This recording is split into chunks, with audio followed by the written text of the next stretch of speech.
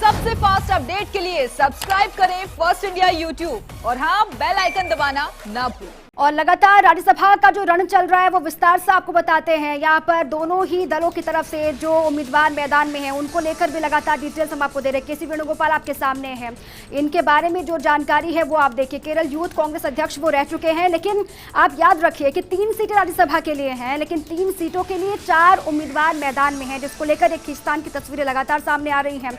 आप लगातार देख रहे हैं कि बैठक का दौर चल रहा है, मंथन लगातार हो रहा है, लेकिन कांग्रेस पार्टी जो सत्तासीन पार्टी है राजस्थान में, वो लगातार ये कह रही है कि जीत कांग्रेस की ही होगी। भारतीय जनता पार्टी पर तमाम आरोप लगाए जा रहे हैं, लेकिन कांग्रेस का कहना यह है कि भले ही भारतीय जनता पार्टी तमाम दावे कर ले, तमाम कोशिशें कर ले विधायकों को लेने के लिए या फिर सेंधमारी के लिए, बिल्कुल भी कोशिश में सफल नहीं हो पाएगी। लेकिन आप देख रहे हैं तस्वीरें, लगातार जो उम्मीदवार मैदान में उनके बारे में जानना भी आपको बहुत ज़रूरी है, और इसीलिए ये बहस खड़ी हो गई है या फिर बहस शुरू हो गई है कि आखिर जब 3 सीटें हैं राज्यसभा की तो फिर 4 उम्मीदवार मैदान में क्यों हैं। और इसी पर मेरे सहयोगी नरेश शर्मा जुड़ चुके, सीधा मैं योगेश शर्मा जुड़े, माफ कीजिएगा, योगेश का मैं रुख करूंगी। योगेश, आज क्या कुछ चला, क्योंकि हम लगातार देख रहे हैं पिछले 2-3 दिनों से लगातार बैठकों का दौर भी चल रहा है, लगातार मंथन भी हो रहा है, खुद सीएम अशोक गहलोत की वहां पर नजर बनी हुई है। आज सुबह से लेकर अभी तक शाम तक क्या कुछ वहां पर हुआ, जरा बताएं।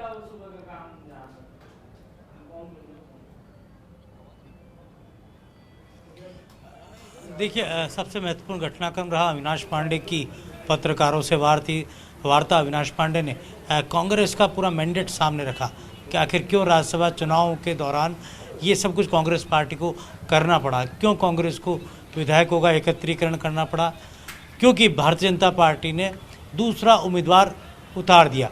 3 सीटों पर चौथा उम्मीदवार अगर बीजेपी नहीं उतारती तो ये नौबत कांग्रेस पार्टी की नहीं आती। और इससे जाहिर हुआ कि बीजेपी का मंतव्य क्या है। बीजेपी के आरोपों पर भी उन्होंने जवाब दिए। महेश जोशी बोले, रघु शर्मा बोले, लेकिन महेश जोशी ने एक बात बड़ी जोरदार कही कि 19 तारीख के बाद भी सरकार गिराने की कोशिश करने वाले अपना प्रयास कर सकते हैं, लेकिन हम लापरवाह नहीं रहेंगे। तो ये जो बात कही उन्होंने, इसके कई मंतव्य हैं।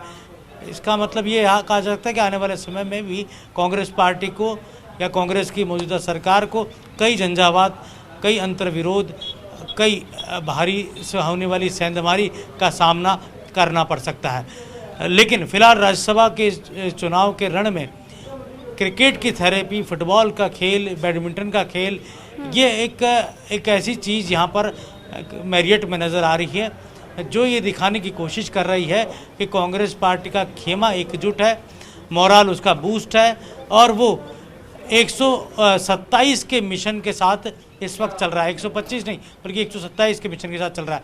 मैं आपको बता दूं, भरत सिंह की एंट्री होने के बाद जो विरोध के कुछ स्वर सुनाई दे रहे थे, भरत सिंह आए, विधायकों से बात की, मुख्यमंत्री से मिले, अविनाश पांडे से मिले, सचिन पायलट से आज जो मिले, तो एक तरह से जो अलग वातावरण यहाँ नजर आया।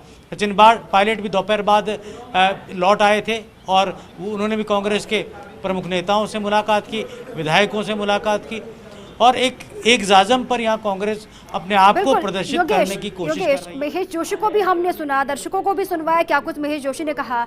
महेश जोशी जिस तरीके से कह रहे थे उससे एक बात तो साफ है कि अभी कांग्रेस के पास बहुत सारी अंदरखाने डिटेल्स हैं जो धीरे धीरे अब निकल कर सामने आएंगे। हालांकि कांग्रेस और बीजेपी अभी दोनों ही वोटिंग का इंतजार कर रहे हैं। उसके बाद ही जो तस्वीर है खरीद फरोख्त की बात जिस तरीके से कांग्रेस की तरफ से भी कही जा रही थी, वो धीरे धीरे साफ होगी आगे चलकर।